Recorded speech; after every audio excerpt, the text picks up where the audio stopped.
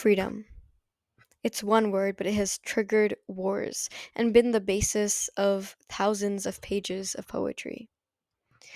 Freedom is one of the most human desires we have, to choose our own path, to speak, to live, and to love on our own terms. And for most of history, people have been willing to risk everything for it, even their lives. Now, arguably, we have a lot of freedom. We can say and wear and express what we want.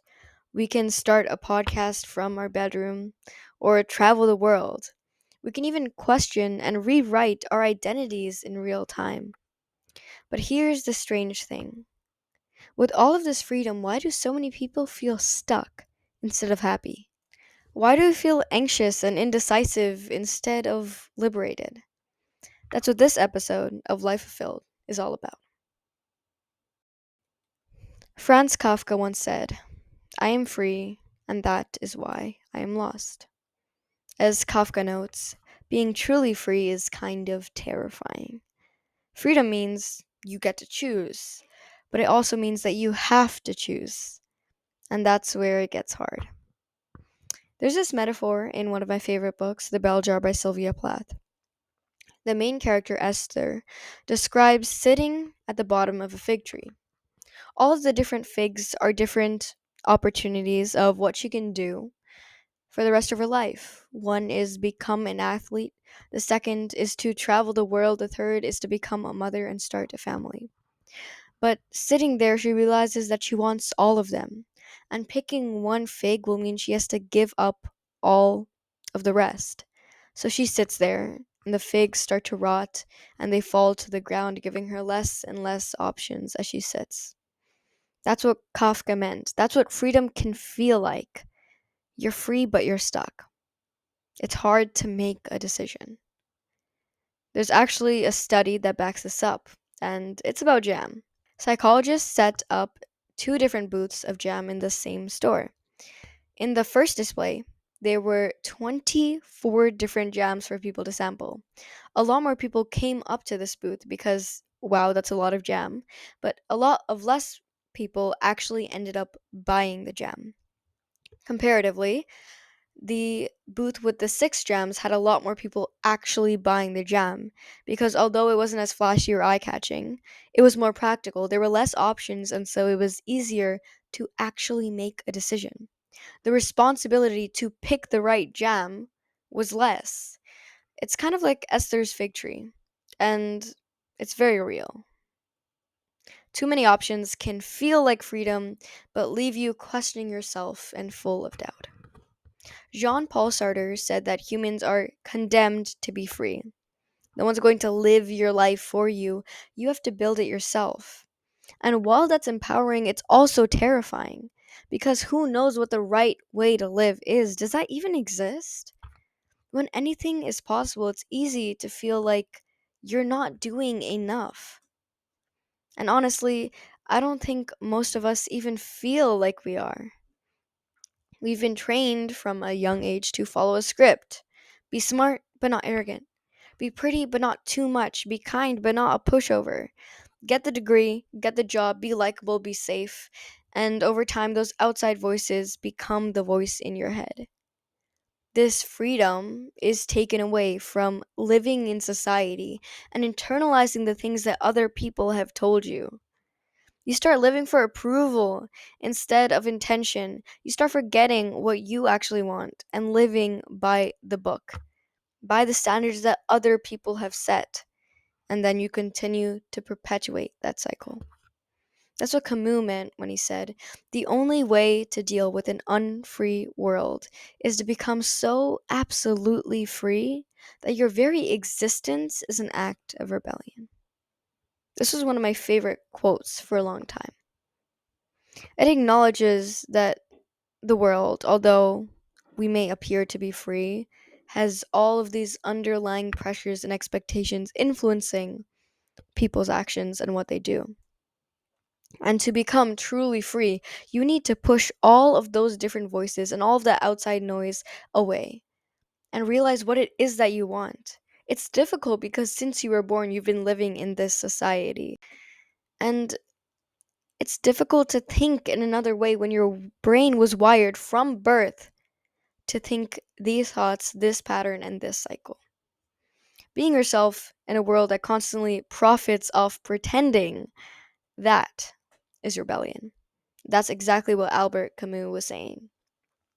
Psychologically, this is called an external locus of control, when we let society or other people dictate how we live.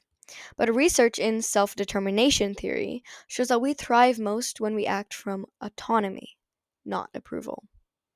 When our choices reflect our authentic values, not just other people's expectations. But the truth is, we're used to chasing gold stars, trophies, and medals, likes, praise, validation. So when we stop and ask, wait, what do I actually want? It can feel like looking into a mirror you've never looked into before. Freedom doesn't always feel good at first, and even if we do have the freedom to decide what we want, it's difficult to figure out what we want. But if you stay in that silence long enough, something happens. The outside voices fade, and you start hearing your own. If you follow that voice, that's real freedom. And it's not always soft. I've heard of Diogenes, the father of cynicism, and he lived free, arguably, but it was in no means accepted by society. He would lounge around, do everything in public, bark like a dog, but he was living to meet no one's expectations and values but his own. And his form of thought, cynicism, has evolved so much and continues to be a big philosophy today. That means it holds some merit, even if you think what he was doing is crazy. I can't even get into all the details. But that is real freedom, and it's not always soft, it's not always what we expect. Aldous Huxley said, I don't want comfort. I want God. I want poetry. I want real danger. I want freedom. I want goodness. I want sin. We're drowning in comfort. We're drowning in these pleasant experiences. And there are so many opportunities for us to get a dopamine hit and follow short term gratification instead of our goals. Everything is convenient, to say the least. Food on demand, entertainment on tap, connection without depth. We swipe, scroll, and consume, but it's all frictionless, and at some point it starts to feel hollow. There's a term for this: evolutionary mismatch. The world we were created for, one of survival, is not the world we live in today. We were built for effort, challenge, risk, even boredom. And now we live in a world of instant everything. Our nervous systems are wired for fire, and we've trapped them in a world of pillows, to say the least. That's why Huxley's character, who said this quote in A Brave New World, rejects the society around him. Not because it's too dangerous, but because it's too safe, too managed, too dull. He basically says, I don't want your synthetic happiness. I don't want your shallow peace. I want real life, even if it's hard. And I want all parts of it. He's choosing pain over numbness, meaning over ease, chaos over comfort, which is one of the biggest problems in society today. Because deep down we know comfort without purpose becomes a cage. That's why, in Huxley's quote, his character rejects the safe, sanitized world around him, saying that he wants danger and he wants true freedom. He doesn't want a perfect life, he wants a real one. He wants to feel and struggle and believe in something, even if it hurts.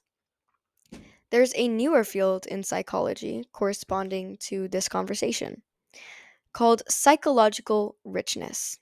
It basically says people who live various, intense, and even chaotic lives often feel more meaning than those who just chased comfort. Not necessarily more happiness, but more aliveness, more story, more soul, more purpose. Psychology. You've probably seen the triangle. Physiological needs in the bottom. So these are what you need to survive: food, water, and shelter. Then you have safety, protection, stability, and predictability. Then you have love and belonging, connection, friendship, relationships, and intimacy. Above that is esteem, achievement, recognition, and confidence. And at the top, self actualization, becoming the fullest version of yourself. That was the original model, and for a while people thought that was it.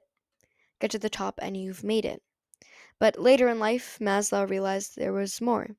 He added another layer to his triangle, one that is rarely talked about: self transcendence. Because he noticed something interesting. Even when people reached the peak, even when they had safety and love, esteem, and even actualization, they still felt like something was missing. They didn't want to become themselves, they wanted to go beyond themselves, to live for something bigger, to create beauty, to search for the truth, to serve others, and to make meaning from pain.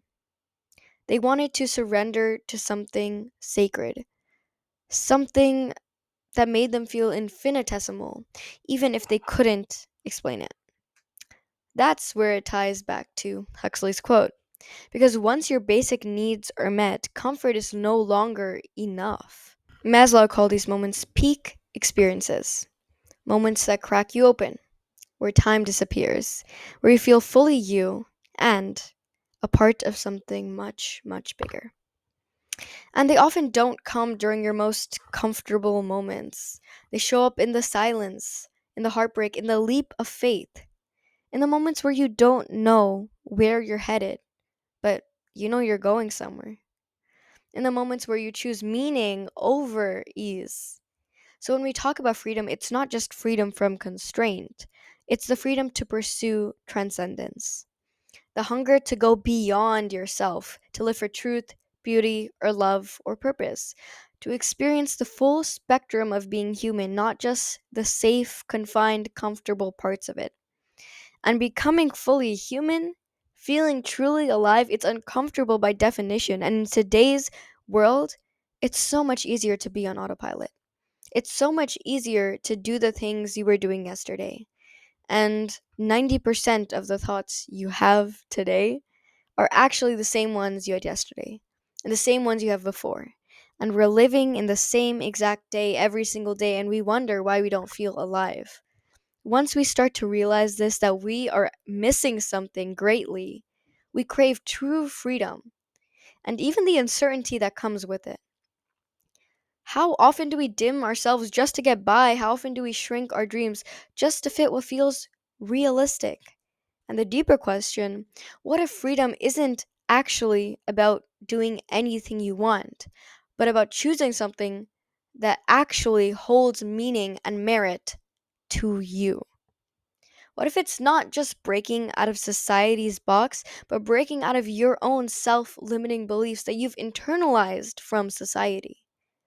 Kafka said, I am free, and that is why I am lost.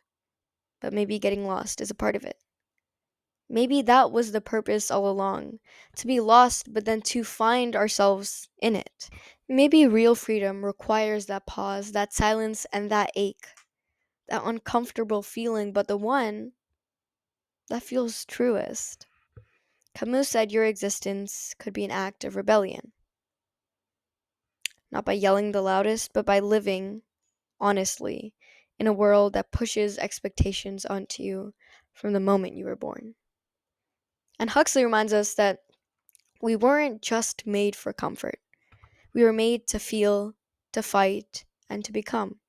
To feel uncomfortable and to find freedom in spite of it. So maybe freedom is choosing your life, especially when it doesn't match what others expect. And maybe that's where true meaning and true fulfillment begins.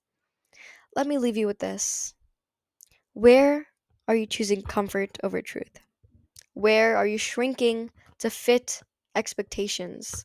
And what would it look like just this week to do one thing entirely for you? Why aren't you? Even if it's small, even if it's scary, even if no one claps for it, if you keep living with 90% of the same thoughts, Will you ever get to where you want? It takes change now, and consistent change, so that 90% is always getting a little bit closer to who you want to be. That's where your freedom lives, and that's where your becoming begins. Thank you for listening to today's episode of Life Fulfilled. I hope you enjoyed it. I had a lot of fun delving into this conversation. After hearing of all of these different studies and pulling all of these philosophies together, let me know if you want to deep dive on any of these philosophies in the future. And until next time, keep living a life fulfilled.